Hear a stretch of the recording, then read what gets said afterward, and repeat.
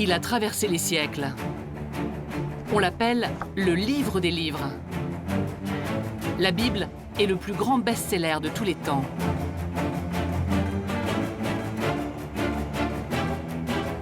C'est certainement le livre le plus mondialement connu, le plus vendu, le plus lu, le plus génial. Enfin, c'est quand même un livre extraordinaire.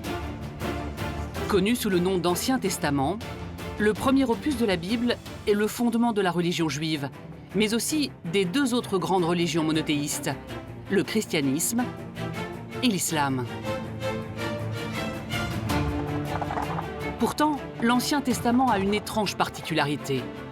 On ne connaît pas ses auteurs. Le problème, c'est que nous ne savons pas le nom des gens qui ont écrit la Bible. Donc, ils n'ont pas signé leur texte. Qui a écrit la Bible? À quelle époque? Dans quelles circonstances? Et avec quel objectif? Rien ne pouvait permettre de répondre à ces questions, jusqu'à ce qu'une extraordinaire découverte vienne tout bouleverser. Celle des manuscrits de la Mer Morte. Les plus anciens manuscrits bibliques connus à ce jour. Certains datent de plus de 2300 ans. Les manuscrits de la Mer Morte sont considérés comme la découverte archéologique la plus importante du XXe siècle et probablement du XXIe siècle. Ces manuscrits sont-ils le texte originel de la Bible? Pourraient-ils nous dévoiler l'identité de ces auteurs? C'est ce que les experts du monde entier cherchent à découvrir en utilisant les techniques les plus modernes. C'est grâce aux sciences que nous trouverons les réponses. Imagerie multispectrale, recherche ADN, intelligence artificielle. Grâce à ces technologies, les chercheurs tentent de lever le voile sur l'un des plus grands mystères de l'histoire. Qui a écrit la Bible?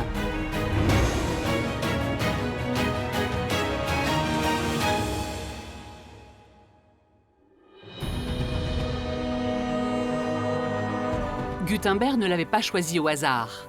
En faisant de la Bible le premier livre imprimé de l'histoire, le célèbre inventeur de l'imprimerie au XVe siècle s'attaquait déjà à un best-seller. À l'époque, la question des auteurs du texte ne fait pas débat. Les autorités religieuses affirment que Dieu, en personne, a dicté les Écritures à quelques prophètes, à commencer par Moïse, pour la partie la plus célèbre de la Bible, le Pentateuque. Quand on parle de la Bible, on parle en premier lieu du Pentateuque. Pentateuque, ça veut dire 5 rouleaux. Ce sont les 5 premiers livres de la Bible, Genèse, Exode, Lévitique, Nombre, Deutéronome. Ces 5 livres ont été acceptés de façon universelle par toutes les mouvances du judaïsme, du christianisme et même l'islam. Et ces livres, on les appelle la Torah en hébreu, ça veut dire l'instruction littéralement. Et ces livres ont été attribués à Moïse. C'est lui qui, dans la tradition juive et chrétienne, est l'auteur du Pentateuque. Mais à partir du XVIIe siècle, une approche plus critique du livre saint remet ce dogme en question. C'est le philosophe Spinoza qui, en 1670, est l'un des premiers à se demander qui a écrit la Bible, en relevant des incohérences dans le texte. L'argument de Spinoza est très simple, c'est de dire que Moïse n'a pas pu rédiger le récit de sa propre mort. Et donc ça, c'est un peu l'élément principal. Et puis ensuite, la majorité de la Torah parle de Moïse à la 3e personne du singulier. Donc on a un certain nombre d'indices littéraires qui montrent que finalement, Moïse n'a pas pu écrire sa propre mort. Dans la plupart des livres, on parle des protagonistes à la 3e personne. Il y a peut-être un livre, Néhémie, où Néhémie parle de lui à la 1re personne. Mais c'est presque l'exception qui confirme la règle. Autrement dit, quand on étudie la Bible elle-même, on se rend compte que la Bible ne revendique aucun auteur.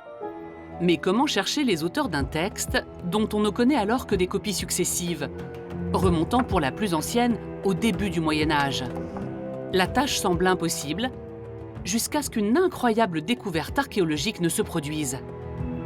Une découverte qui va tout bouleverser.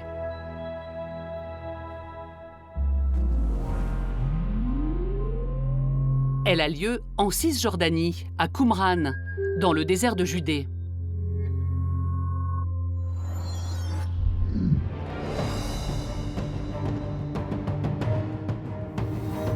Sur les rives de la Mer Morte, s'élèvent des falaises rocheuses, percées de nombreuses grottes.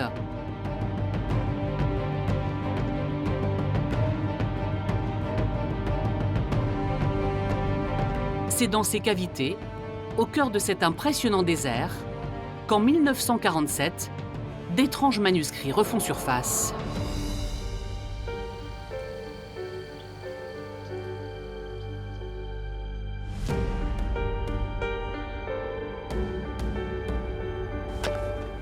La légende dit que deux bédouins se promenaient en 1947 dans le désert de Judée avec des chèvres. Un des bédouins a perdu sa chèvre qui est rentrée dans une grotte. Il lance une pierre pour faire bouger la chèvre ou la faire ressortir du trou. Et là, il entend un bruit de poterie cassée. Il descend dans la grotte et il trouve une des fameuses jarres de Qumran avec un certain nombre de manuscrits dedans. Donc ils ont cru intelligent de prendre les rouleaux. Ils les ont emmenés à Bethléem chez un cordonnier qui était aussi antiquaire. Quand celui-ci a réalisé ce qu'il avait entre les mains, il les a renvoyés vers les caves pour en trouver d'autres. Commence alors une véritable chasse au trésor. Archéologues et bédouins explorent toutes les grottes de la région.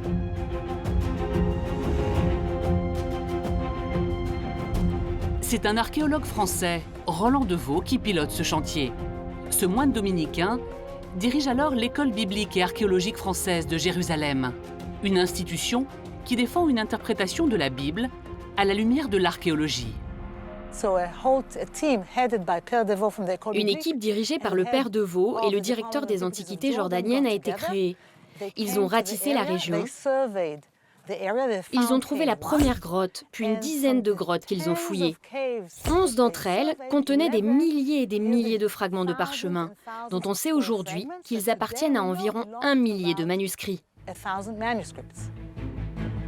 En 10 ans, 12 grottes sont passées au peigne fin. On y découvre 87 000 fragments, formant 970 manuscrits. Ils sont conservés dans des jarres ou déposés à même le sol.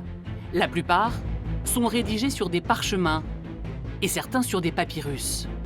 La majorité est en hébreu, une autre partie en araméen et le reste en grec. Certains rouleaux, parmi les mieux conservés, sont très rapidement identifiés comme des textes de l'Ancien Testament. Ces manuscrits sont-ils le texte source tant recherché depuis des siècles? Pourraient-ils nous révéler l'identité de ces auteurs? L'enquête ne fait que commencer. Il faut dans un premier temps dater les manuscrits. Et par chance, une toute nouvelle méthode de datation vient d'être inventée aux États-Unis. La datation au carbone 14. C'est le moment même où un chimiste se dit, mais finalement, en comptabilisant le nombre de particules de carbone 14 présents dans des tissus organiques, je peux dater ces tissus organiques. Et on se dit, est-ce qu'on pourrait tester cette nouvelle méthode sur les manuscrits de la mer Morte? Alors ça pose problème parce qu'il faut prélever un échantillon. Et ça veut dire qu'on va détruire un bout de parchemin. Personne n'a envie de ça. Mais fort heureusement, certains de ces parchemins étaient emmaillotés dans des tissus en lin. Et on s'est dit, à défaut de dater le parchemin lui-même, on va dater le tissu. Et donc, on envoie ça à Chicago, on fait des tests, et là, bingo, les manuscrits datent bien de l'Antiquité. Donc on date les manuscrits entre moins 300 pour les plus anciens et 1er siècle après. Donc on s'échelonne sur 4 siècles en fait d'écriture à Qumran. Le manuscrit le plus ancien qu'on avait de l'ensemble des écritures juives est daté des 8e ou 11e siècles après Jésus-Christ. Codex d'Alep et codex dit de Léningrad ou de Saint-Pétersbourg. Là, tout d'un coup, on a fait un saut de 10 siècles, voire 11 ou 12 siècles en arrière. Les manuscrits de la mer Morte sont donc bien les plus anciens textes de la Bible connue. Mais avant de les faire parler, il faut recomposer ce puzzle géant. Classer, rassembler et traduire les textes, avec pour seuls outils une loupe et un bon éclairage. Un travail colossal.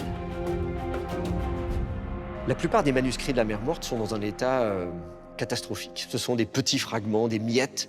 Si on avait que ça, on aurait bien du mal même à comprendre à quoi pouvait ressembler un rouleau biblique dans l'Antiquité. Fort heureusement, quelques-uns de ces manuscrits ont été bien conservés. C'est le cas du grand rouleau d'Isaïe. Il est complet, il fait plus de 7 mètres de long, et c'est même le seul rouleau qui préserve un livre de la Bible dans son intégralité. Pour abriter ce trésor, un écrin est tout spécialement construit à Jérusalem. Un vaste dôme blanc qui rappelle la forme du couvercle des jarres de Qumran. On l'appelle le sanctuaire du livre. Construit dans les années 60, il rassemble les manuscrits de la Mer Morte les mieux conservés. À commencer par le joyau, le rouleau d'Isaïe. Il est composé de 17 feuillets de cuir sur plus de 7 mètres de long. On y lit en hébreu la quasi-intégralité des 66 chapitres du livre du prophète Isaïe. C'est dans ce texte qu'est racontée la fin du royaume d'Israël, puis le retour d'exil du peuple juif. Il date d'environ 100 ans avant Jésus-Christ. C'est donc à l'heure actuelle le plus ancien exemplaire complet d'un des livres de l'Ancien Testament. Quant aux milliers de fragments, il faudra attendre un demi-siècle pour enfin savoir à quel manuscrit ils correspondent. 50 ans, pendant lesquels le monde retient son souffle et commence à douter. Il y a eu toutes sortes de théories de conspiration demandant pourquoi ces manuscrits n'étaient toujours pas publiés. La vérité, c'est qu'ils étaient en très mauvais état, extrêmement difficiles à décrypter. Les fragments ont souffert pendant 2000 ans. Ils sont restés dans ces grottes, pour la plupart à même le sol. Certains ont été mangés par les rats. Il y avait également des chauves-souris qui habitaient là. Ce qui fait qu'un certain nombre de fragments sont pratiquement illisibles à l'œil nu. Le problème, souvent, c'était les tout petits fragments. Parce que parfois, vous avez des fragments où il y a eu 2-3 lettres qui n'étaient pas toujours faciles à attribuer à tel ou tel livre, à mettre ensemble avec d'autres fragments. Et donc, il a fallu des années et des années pour classifier l'ensemble de ces fragments. Ça a été un travail gigantesque. Et au fond, à notre échelle, ça paraît long. À l'échelle de la recherche, c'est rien. Aujourd'hui, l'essentiel des manuscrits de Qumran est enfin publié. Chaque fragment a été déchiffré, transcrit, traduit et est désormais accessible sur une grande bibliothèque numérique.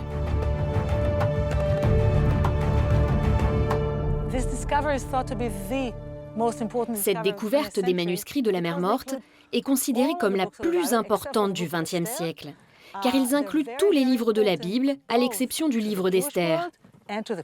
Certains sont identiques à la Bible canonique, telle qu'on la connaît aujourd'hui, et d'autres sont différents. Il y a aussi des apocryphes, donc des manuscrits qui n'ont pas été inclus dans le canon de la Bible. Ces manuscrits sont donc très importants pour le monde monothéiste.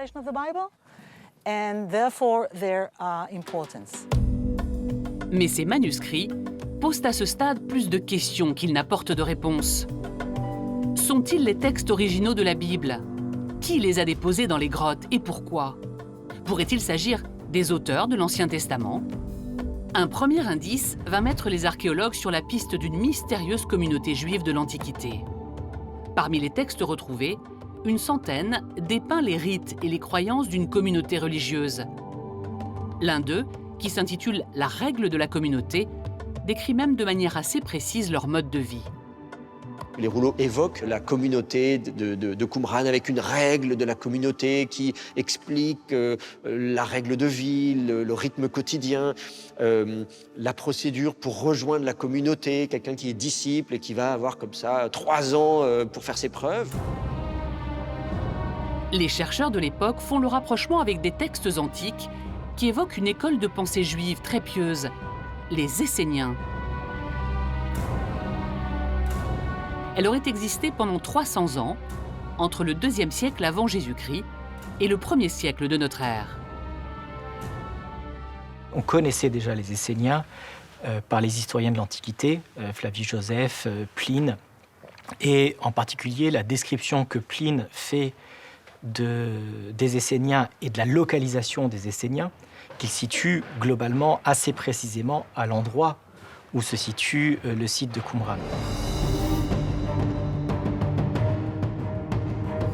Les Esséniens ont-ils réellement vécu dans le désert de Qumran? Ont-ils déposé ces manuscrits dans les grottes? pourraient-ils en être les auteurs? Un site archéologique situé à une centaine de mètres seulement de plusieurs grottes met les scientifiques sur une piste prometteuse. Ces ruines de Khirbet Qumran, qui étaient bien connues, mais dont certains trouvaient qu'elles n'avaient pas grand intérêt, tout d'un coup deviennent un des principaux lieux de débat de l'archéologie contemporaine. Il est également fouillé par Roland Devaux, le moine dominicain, qui très vite établit un lien entre les ruines du site et les grottes de Qumran. Il faut bien dire que le faisceau de convergence est énorme, ne serait-ce que des clous de sandales, puisqu'on a retrouvé les clous de sandales qui vont des bâtiments jusqu'aux grottes et des grottes jusqu'aux bâtiments. Certaines grottes sont très très proches du site et donc forcément il y a un lien entre les deux, mais aussi la céramique que l'on trouve dans les grottes est similaire à la céramique que l'on trouve sur le site. Donc on a des liens factuels entre les grottes et le site. Les jarres cylindriques à couvercle ont en effet été découvertes dans les grottes, mais aussi dans les ruines. Les archéologues mettent également au jour de nombreux indices qui les dirigent vers la piste d'un habitat communautaire occupé par un groupe d'Esséniens.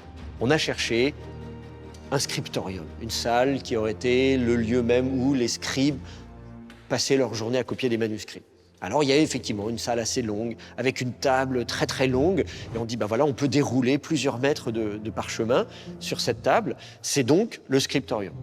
On a également cherché des encriers, en disant bon bah s'il y avait des scribes, ils devaient avoir ce qu'il fallait, un calame, un encrier. On a retrouvé des petits pots qui ont pu contenir de l'encre. Et donc, on se dit, bah voilà, ça y est, on a découvert des encriers. Alors oui, on a l'indice d'un certain nombre d'encriers qui ont été retrouvés sur le site. On a des indices de poterie inscrites sur le site, et en particulier des exercices d'écriture qui ont été retrouvés. Donc clairement, il y a une activité d'écriture sur le site. Les archéologues découvrent également une grande salle rectangulaire que le père Devaux interprète comme un réfectoire où se prenaient des repas communautaires. Et plusieurs bains utilisés par les Juifs pour se purifier. Le père Devaux va interpréter l'ensemble découvert à Qumran finalement comme une espèce de monastère essénien, un lieu de vie communautaire où des Juifs des partis très particuliers, donc qu'on appelait les Esséniens, s'étant réunis entre eux au désert pour vivre dans la plus grande pureté religieuse possible, eh bien avaient entretenu les écritures juives. Pour le père Devaux et son équipe, cela ne fait donc pas de doute.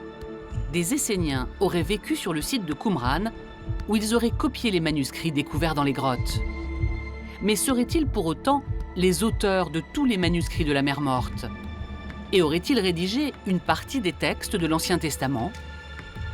Au final, le lien le plus fort entre les manuscrits et le site, c'est des sortes d'étiquettes sur des jarres, puisque à l'époque, quand on avait des jarres, des récipients, on pouvait marquer dessus ce que ça contenait ou le nom du propriétaire. Et là, en général, les inscriptions sur jarre sont grosses. C'est des grosses lettres qu'on voit de loin, qui sont écrites par des gens qui savent un peu lire et écrire, mais pas très très bien. Or là, on a une jarre qui est inscrite avec une belle plume, par un scribe professionnel, une toute petite écriture, très sophistiquée. Et on se dit, bon bah là, c'est peut-être l'élément de preuve le plus flagrant, même si paradoxalement c'est le plus petit, qui peut prouver qu'effectivement sur place, parmi les occupants du site, vivaient des scribes capables, des scribes professionnels capables de copier des manuscrits. Seule certitude donc, un certain nombre de manuscrits auraient été copiés sur place, probablement par des Esséniens. Mais qui a rédigé les autres manuscrits? Et pourquoi les avoir déposés dans les grottes? Les fouilles ont permis de dissocier deux types de cavités. Des grottes naturelles, éloignées du site, dans lesquelles ils ont relevé des traces d'habitation troglodyte. Et d'autres, artificielles, creusées de main d'homme, en dessous du site de Qumran. Et là, pour le coup, il faut plutôt penser à une sorte de sous-sol, de cave qu'on va creuser comme ça en dessous de chez soi. Et qui ont été aménagés, les parents ont été lissés, les manuscrits étaient manifestement agencés selon une certaine organisation. On a plus l'impression d'avoir des réserves d'une bibliothèque ou des archives que l'on peut consulter si on en a besoin. Il faut donc être prudent. Pour moi, il faut bien distinguer des manuscrits qui ont certainement été placés là sur une longue période de temps. Ça a été mûrement pensé, réfléchi, organisé. Et puis d'un autre côté, des manuscrits qui ont été placés peut-être à la va-vite, dans des grottes naturelles, assez loin du site d'ailleurs, et qui n'étaient pas destinés à la consultation, puisque d'ailleurs certains étaient enfermés dans des jarres qui étaient scellées. Donc là, il n'était pas question de pouvoir aller consulter un manuscrit quand on en a besoin. Certaines grottes auraient donc fait office de bibliothèque, d'autres de cachette. Mais qui a bien pu dissimuler ces manuscrits? Et pourquoi? Correspond-il à des rédacteurs différents? La datation des rouleaux va offrir aux chercheurs un élément de réponse. Les manuscrits qui sont dans ces grottes ne datent pas tous de la même période. On a des manuscrits qui datent du IIIe siècle avant notre ère, d'autres du 1er siècle. Donc ce sont des copies qui s'étendent sur plusieurs siècles. Je pense par ailleurs que les manuscrits n'ont pas été placés dans les grottes à la même époque. Certains ont été placés à une époque antérieure, et c'est le cas des grottes artificielles sous le site, alors que les manuscrits trouvés dans les grottes naturelles, eux, sont plus tardifs. Peut-être que la fameuse guerre entre les Juifs et les Romains a joué un rôle dans tout ça. Nous sommes en 70 après Jésus-Christ. Les Romains assiègent Jérusalem. La ville est pillée, incendiée. Et le temple des Juifs est détruit.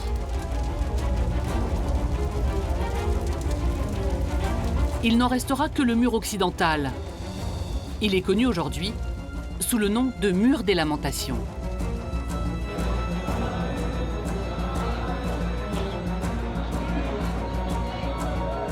Le peuple fuyait les Romains qui étaient sur le point de détruire Jérusalem et le pays tout entier.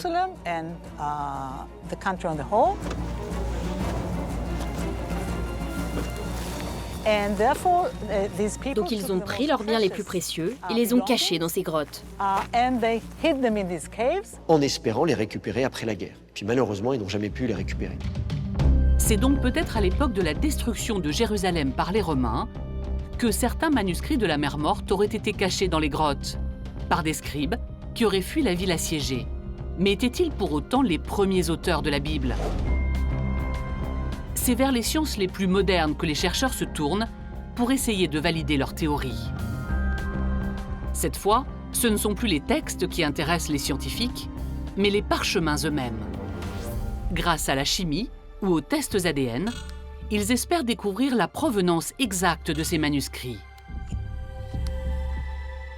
On a pu faire des tests chimiques sur un certain nombre de manuscrits, de parchemins, qui ont été utilisés pour copier les manuscrits de la mer Morte. On a mis en évidence au moins 3 manières différentes, 3 procédés, 3 techniques différentes de préparation de la peau animale. Parce que c'est tout un processus, hein. On prend un animal, on le tue, on va le dépecer, on va tremper la peau dans des bains, enfin voilà. Et donc il y a différentes manières, différentes recettes. On a également analysé les dépôts sédimentaires à la surface même de ces parchemins. On s'est rendu compte que les dépôts sédimentaires n'étaient pas toujours les mêmes. Bien sûr, ceux qui viennent de la mer Morte ont par exemple des sels minéraux, caractéristiques de la mer Morte, mais ça n'est pas le cas de tous. Et donc, on se rend compte que certains des manuscrits ont dû être apportés là, à une période ultérieure, peut-être même alors qu'ils étaient déjà emmaillotés ou déjà scellés, et donc sans avoir à subir les conditions climatiques de la mer Morte. Grâce à cette étude, les scientifiques ont la confirmation que certains manuscrits ne venaient pas de Qumran. Et ce n'est pas tout. Pour la première fois, les chercheurs ont pu réaliser une étude ADN sur un petit échantillon de manuscrits.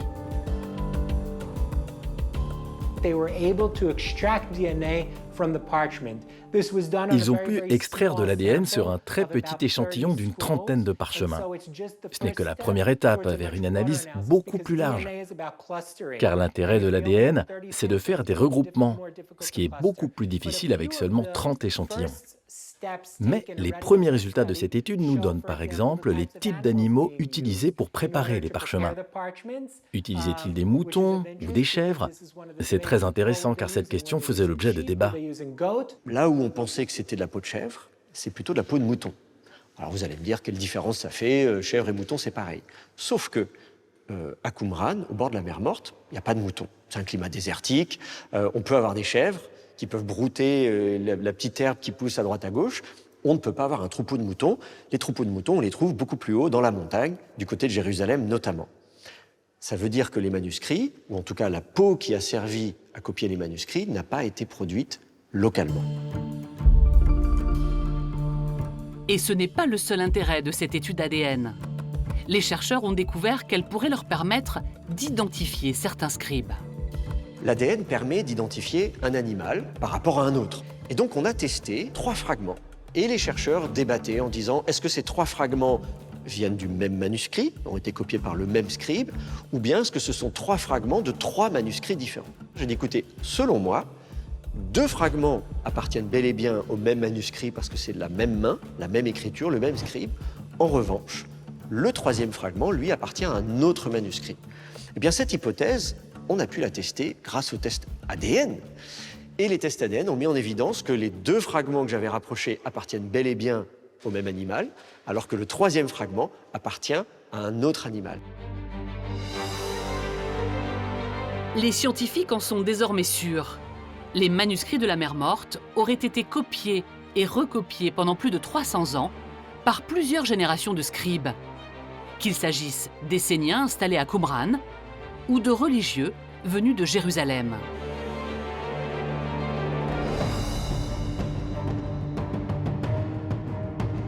Qui étaient ces scribes? Combien étaient-ils? S'agissait-il de simples copistes ou de véritables auteurs?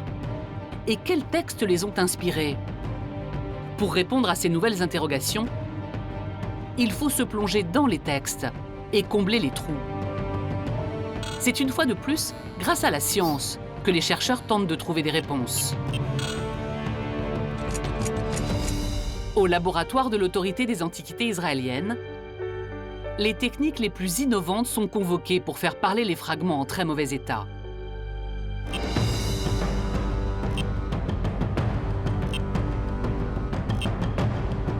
À commencer par une technologie révolutionnaire, développée par la NASA pour les télescopes spatiaux, l'imagerie multispectrale. À l'origine, l'imagerie multispectrale a été créée pour l'aérospatiale. L'un des physiciens qui l'a développée, Greg Berman, nous a conseillé de l'utiliser. Et c'est comme ça que ce projet de numérisation multispectrale a vu le jour. En utilisant l'imagerie multispectrale, on peut aller chercher la bonne longueur d'onde qui va permettre au parchemin ou au papyrus de réfléchir la lumière, donc de paraître de couleur claire, le plus clair possible, idéalement tout blanc, et que l'encre, au contraire, va absorber la lumière et rester bien noire, ce qui fait qu'on aura un contraste maximal. Pour obtenir ce contraste, chaque cliché est pris avec une longueur d'onde différente, calculée en nanomètres.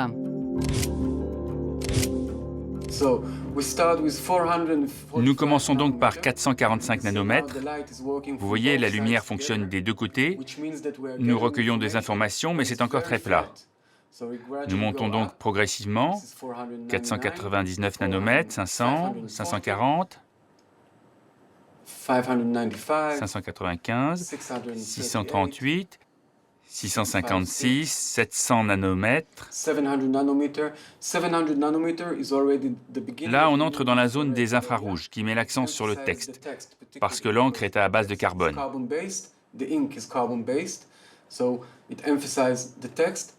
Donc le texte ressort mieux, il est plus foncé tandis que le parchemin devient plus clair.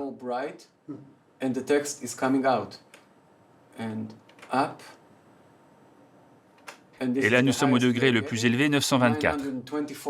Et vous pouvez voir que le texte ressort très clairement. Le résultat est spectaculaire. Aucune lettre ne semble pouvoir échapper à ce scanner hyper puissant. Nous étudions de plus en plus les petits fragments, qui étaient considérés sans importance par les premiers spécialistes des manuscrits de la mer Morte, car ils sont vraiment très petits et très fragmentaires. Nous passons donc en revue tous ces minuscules fragments, et parfois ils sont sans texte, mais la plupart du temps, nous découvrons du texte, et ce texte peut affecter la façon dont nous interprétons les plus grands manuscrits. Donc, un très très grand fragment peut être affecté par un très très petit fragment qui s'y rattache. Ça nous permet d'identifier des fragments, de vérifier le texte de la Bible tel qu'il a été copié sur ces fragments, de voir les différences par rapport au texte biblique qu'on connaît du Moyen-Âge, et ainsi de mieux documenter l'histoire du texte de la Bible. Grâce à l'imagerie multispectrale, les chercheurs ont découvert dans les manuscrits de la mer Morte des corrections, des lettres et même des mots qui n'existent pas dans les textes bibliques que l'on connaît aujourd'hui. Peu à peu, la figure du copiste se précise. Contrairement à celui du Moyen-Âge, celui de l'Antiquité semble avoir joué un rôle plus important dans l'écriture et l'édition des textes bibliques. Un bête, un caf, une difficulté syntaxique, rien n'échappe aux scribes de l'Antiquité. Et lorsqu'ils changent, même un détail, c'est jamais innocent, j'ai envie de dire. Donc, il y a un vrai souci de la lettre en tant que telle, dans son moindre détail, parce que c'est elle qui conditionne le message, en fait. Donc, il y a un lien étroit entre l'importance du message et l'importance de la lettre. Et donc, il est tout à fait clair que les scribes de l'Antiquité ont un souci extrêmement précis des moindres détails du texte. Les scribes sont des lettrés, ce sont des intellectuels. Ils ont un véritable travail d'éditeur du texte, ce travail de relecture, ce travail qui vise à améliorer le texte jusqu'à la perfection. Chaque copie doit être unique parce que chaque copie doit être meilleure que la précédente. Certains chercheurs vont encore plus loin. Pour eux, il n'y aurait pas un texte originel de la Bible, mais plusieurs. À mesure que l'on s'attache à une lecture attentive du texte, émergent en effet de nombreuses contradictions. On a par exemple 2 récits de création qui sont collés l'un à l'autre. On a un premier récit en 7 jours où l'homme est créé à l'image de Dieu, et tout de suite après, on nous dit que la terre était déserte et vide et qu'il n'y avait pas d'homme pour cultiver la terre, alors que précédemment on nous a dit que Dieu avait créé l'homme. Et on a le deuxième récit que l'on connaît également dans l'inconscient collectif, où Dieu prend de la terre et façonne l'homme et insuffle dans ses narines un souffle de vie. C'est 2 récits contradictoires en fait. Et donc on voit bien qu'on a 2 traditions qui ont été collées l'une à l'autre. Pareil, le déluge a duré combien de temps? 40 jours, 150 jours, dans le même récit. Du coup, ça donne des contradictions. Alors, Noé, il prend combien d'animaux dans l'arche? Sur certains textes, on dit une paire de chaque espèce. Et puis après, on dit non, alors pour les animaux purs, il faut prendre 7 paires. Et puis on se rend compte que Noé rentre 2 fois dans l'arche, on se rend compte que Noé ferme 2 fois la porte, on se rend compte que dans un récit, il pleut pendant 7 jours, dans un autre récit, il pleut pendant 40 jours, etc. Donc on a 2 récits qui ont été imbriqués l'un dans l'autre, 2 traditions différentes, et les auteurs en ont fait un seul récit. Et pourtant, si on regarde dans le détail, on voit très bien. Ces 2 récits, on arrive très bien à les dissocier et en faire 2 récits indépendants qui datent de 2 périodes différentes, de 2 écoles différentes, de 2 traditions religieuses différentes, de 2 cultures différentes, etc. Et ce n'est pas tout. Parmi les manuscrits de la mer Morte, les chercheurs ont découvert plusieurs exemplaires de l'un des plus importants recueils de prophéties de l'Ancien Testament, le livre de Jérémie. Quand on examine chacun de ces manuscrits, on se rend compte que le texte est relativement différent. Pas simplement une petite virgule à droite à gauche, mais il y a certains chapitres entiers qui sont présents ou qui sont absents. Il y a même un des manuscrits sur lequel une demi-page entière a été ajoutée dans la marge. Alors on se pose la question, on dit mais qu'est-ce qui se passe? Comment peut-on se permettre comme ça de déplacer, d'ajouter, d'enlever des pages entières d'un livre de la Bible? Aujourd'hui, on crierait au sacrilège. D'autant plus que ce manuscrit est l'un des plus anciens manuscrits de la Mer Morte, date probablement du IIIe siècle avant notre ère, c'est-à-dire une époque où le livre du prophète Jérémie est en train d'être écrit, rédigé, édité. Pour moi, c'est très clair. Ce qu'on voit sous les yeux, c'est l'activité éditoriale elle-même. C'est le travail de l'éditeur qui se dit, tiens, à cet endroit-là du texte, je vais ajouter un nouveau chapitre. Et ça, pour la première fois, on peut le voir en train de se faire sous nos yeux en regardant les manuscrits de la Mer Morte. Ainsi, le scribe ne serait pas seulement éditeur du texte biblique, mais aussi auteur. Pour moi, la découverte de Qumran apporte précisément cette notion de pluralité des textes, c'est-à-dire l'idée que précisément on n'a pas de texte unique, on n'a pas de texte constitué. Je pense que ce que Qumran change également, c'est notre perception du travail des scribes. C'est-à-dire la capacité que les scribes ont à intervenir sur le texte. Cette capacité et cette idée que finalement le scribe est aussi un auteur. Les textes de la Bible n'auraient donc pas été écrits par un seul auteur, ni d'un seul trait, mais par de nombreux scribes qui se sont succédés sur plus de 1000 ans. C'est pourquoi on retrouve plusieurs versions de la même histoire, racontées différemment. On n'a pas un jour quelqu'un qui s'est dit « Tiens, je vais écrire la Genèse » et qui a commencé par le premier verset, Bereshit, bara, Elohim, et il a commencé à écrire et il a terminé la fin de la Genèse. Il a dit « Point, ça y est, j'ai fini, j'ai écrit la Genèse ». Cette situation-là n'existe pas dans l'Antiquité. On a collationné des traditions, on les a rassemblées, on les a mis ensemble, et puis d'autres auteurs sont venus, ont recopié ces textes, ont rajouté des éléments, les ont adaptés à la situation culturelle, historique, politique, religieuse de leur temps. Et donc ces textes se sont, au fur et à mesure, par strates successives, se sont augmentés. Ce serait donc du côté des scribes qu'il faudrait chercher sinon les auteurs, du moins les rédacteurs des textes bibliques. Les mains qui ont écrit la Bible. Qui étaient-ils? Combien étaient-ils? Cette fois, c'est l'intelligence artificielle qui est convoquée pour tenter de répondre à ces questions.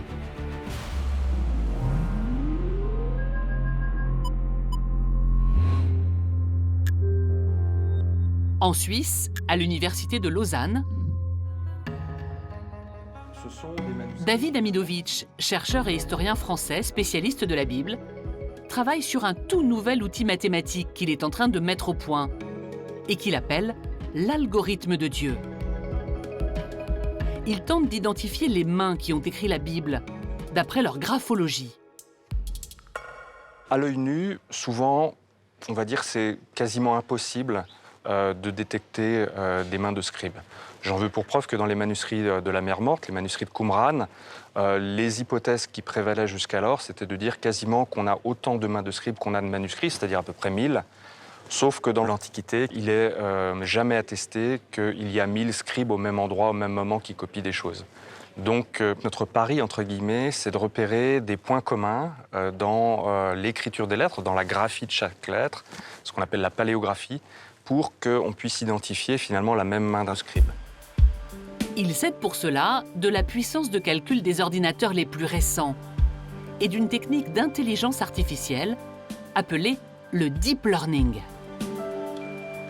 C'est-à-dire qu'on apprend à la machine à penser comme un homme, mais de manière augmentée. La machine va calculer en une dizaine de minutes, donc ce qui est relativement rapide, la probabilité que ce soit la même main de scribe ou non.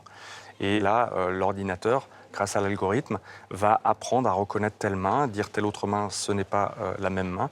Et donc, il s'enrichit en quelque sorte d'une expérience qui est liée aux exercices qu'on lui demande de faire. Donc, plus on avance dans la recherche, plus notre algorithme se perfectionne et plus l'ordinateur qui fait tourner l'algorithme est précis. Quand on regarde l'être... Plusieurs mois après avoir entraîné l'ordinateur, les chercheurs découvrent les tout premiers résultats de leur expérience avec ce manuscrit de Qumran, la règle de la communauté, sur lequel figurent plusieurs corrections. Les scientifiques cherchent à savoir si elles ont été écrites par le même scribe que le texte principal. Comme vous voyez, il y a aussi des intégrations, pas seulement sur la ligne, mais aussi dans la ligne. Si tu regardes ici, là, tu vois qu'on a gratté le texte, c'est du parchemin, et on a rajouté au-dessus. Hein. Ouais, comme quelqu'un qui corrige. À l'œil nu, impossible de déterminer si c'est le même scribe qui a écrit le manuscrit et qui l'a corrigé. Mais pas pour l'ordinateur. Sur ce document figurent toutes les étapes de calcul de l'algorithme. Mais ce qui intéresse les chercheurs, c'est le pourcentage qui se situe tout en bas du document. S'il se rapproche de 50%, il s'agit du même scribe. S'il se rapproche de 100%, en revanche, il s'agit de deux scribes différents. Dans ce cas, suivant le type de correction, l'ordinateur donne deux résultats opposés. L'un proche de 50%, l'autre de 100%. Ce qui veut dire que deux scribes différents auraient corrigé ce texte. C'est super ça, parce qu'en fait, tu résous le problème qu'on avait. C'est-à-dire, toi, tu es en train de dire, quand c'est corrigé dans le texte que tu as montré tout à l'heure, c'est-à-dire, en fait, là, c'est deux scripts différents, et quand c'est le texte qui est au-dessus de la ligne, c'est le même. Donc c'est vraiment super, hein. Bravo Dario. D'après l'algorithme, les corrections au-dessus du texte auraient été écrites par le même scribe que le texte principal, tandis que les corrections dans les interlignes auraient été écrites par un scribe différent. C'est génial, c'est-à-dire que là, on a des arguments nouveaux pour dire, grâce à ça, on est capable de répondre que c'est pas oui ou non, mais c'est oui pour une certaine partie du texte et non pour une autre. Donc, les nouvelles questions qu'on peut avoir, c'est de se dire, mais pourquoi est-ce qu'il y a un autre scribe qui a senti le besoin ou ressenti le besoin d'ajouter du texte pour corriger ou ajouter? Donc, est-ce que ça veut dire qu'il a été étudié quelques années après, ça peut même être quelques jours après, par un autre scribe qui n'était pas d'accord et qui dit voilà, je vais ajouter, préciser mon texte, ou peut-être remettre en question totalement ce qui était dit. Grâce à cette découverte, les chercheurs ont aujourd'hui l'espoir de pouvoir un jour comptabiliser le nombre de mains qui auraient travaillé sur les manuscrits de la Mer Morte. En attendant, d'autres questions restent en suspens. Quelle place les scribes occupaient-ils dans la société antique? Comment étaient-ils formés et par qui? D'où leur venait cette connaissance?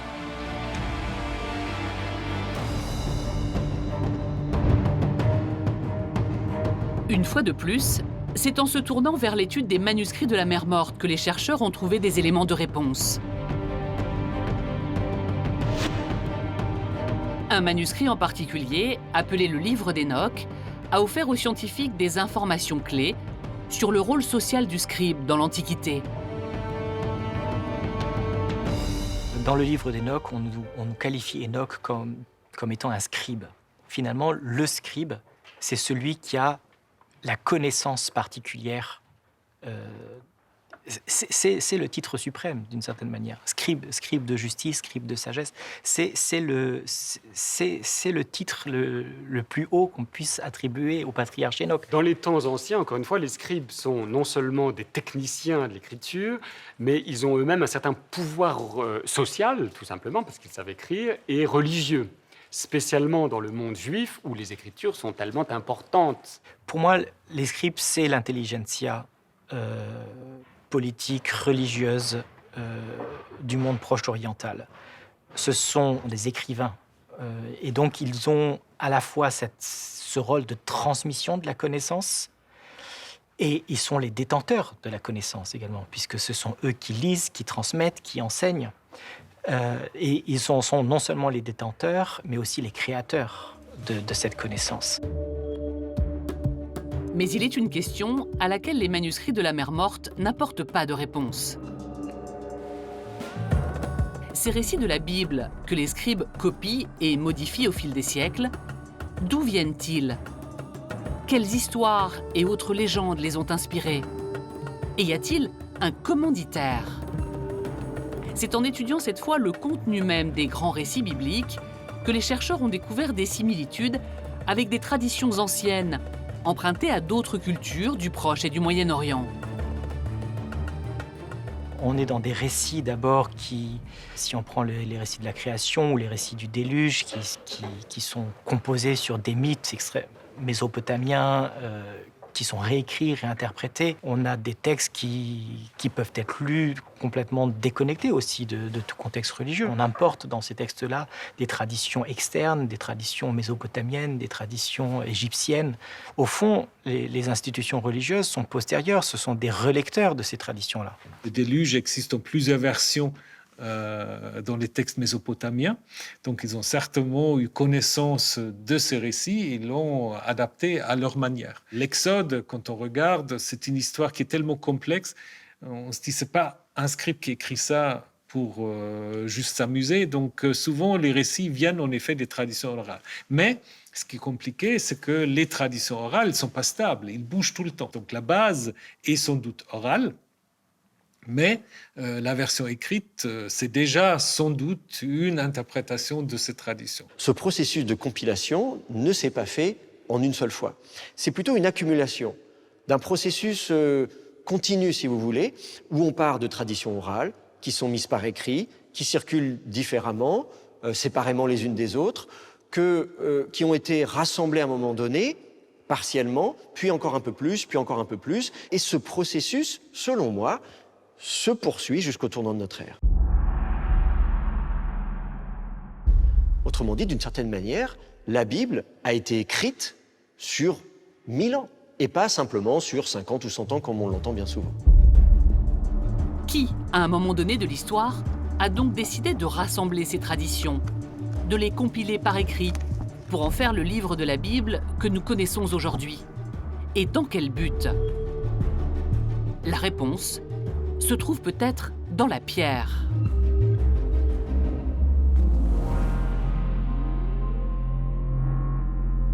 En Israël, à 90 km au nord de Jérusalem, Megiddo est l'un des plus riches et des plus grands sites archéologiques d'Israël et du Levant, pour la période durant laquelle l'Ancien Testament est supposé avoir été rédigé, soit entre 3000 et 600 avant Jésus-Christ.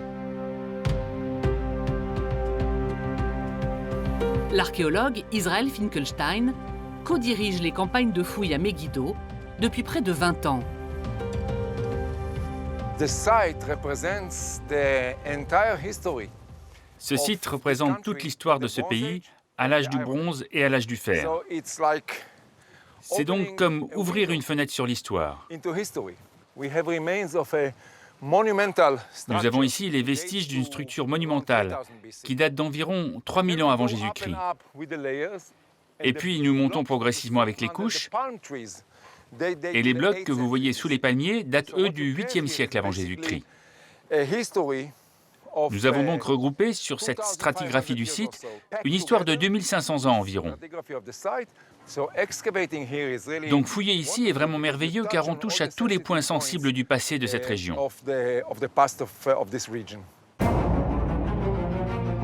Ce site est connu dans la Bible sous le nom d'Armageddon, le lieu du combat final entre le bien et le mal dans l'Apocalypse. Il serait inspiré d'un fait réel qui se serait déroulé à Megiddo au 7e siècle avant Jésus-Christ. La mort du roi Josias, tué par un pharaon égyptien. Une défaite qui aurait représenté une sorte de fin du monde pour les Hébreux. Josias, le roi du Sud, est décrit dans la Bible comme le plus juste de tous les monarques de la dynastie de David, le meilleur de tous. Ils le comparent même à Moïse. Ils ne font cela avec aucune autre figure de la Bible. Selon Israel Finkelstein, c'est ce fameux grand roi Josias qui serait peut-être le commanditaire d'une grande partie des textes de la Bible. Un siècle avant son règne, les Hébreux étaient séparés en 2 royaumes. Au nord, Israël, avec pour capitale Samarie. Au sud, Juda, dont la capitale était Jérusalem. Josias, roi du sud, veut reconquérir le nord et unifier son peuple en un seul royaume. Pour préparer cette conquête, il a besoin d'un récit. Ses scribes auraient alors rassemblé des légendes, des histoires, pour en faire un formidable document de propagande au service de leur roi. Les prémices de la Bible. Un texte donc qui aurait été à l'origine un projet politique.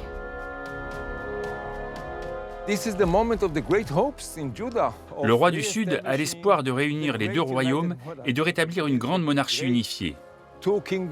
Cette idéologie est fondée sur une reconstruction historique, bien sûr. Ils ont donc manipulé les traditions du Nord afin de les réutiliser à leur profit. Alors on va d'abord les écrire, parce que certains textes n'ont pas été écrits. Le Deutéronome, la première version du Deutéronome, va certainement être écrit à ce moment-là.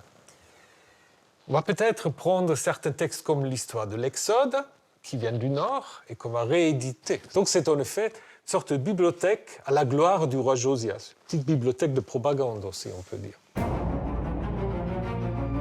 L'idée centrale de ce qui deviendra la Bible serait donc née sous le règne de Josias, au 7e siècle avant Jésus-Christ. Mais la mort du roi, la destruction de sa capitale et l'exil de son peuple à Babylone n'ont pas eu raison de ce projet. On aurait pu penser qu'après la destruction de Jérusalem, tout s'effondrerait.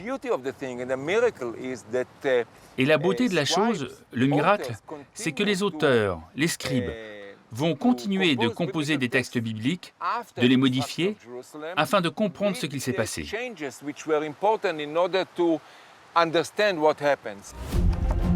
La force de l'Ancien Testament est donc d'avoir rassemblé des récits pour fonder l'identité culturelle et religieuse d'un peuple en perpétuel exil. Les scribes n'ont cessé d'enrichir et de modifier ce texte jusqu'à ce qu'il soit fixé une fois pour toutes.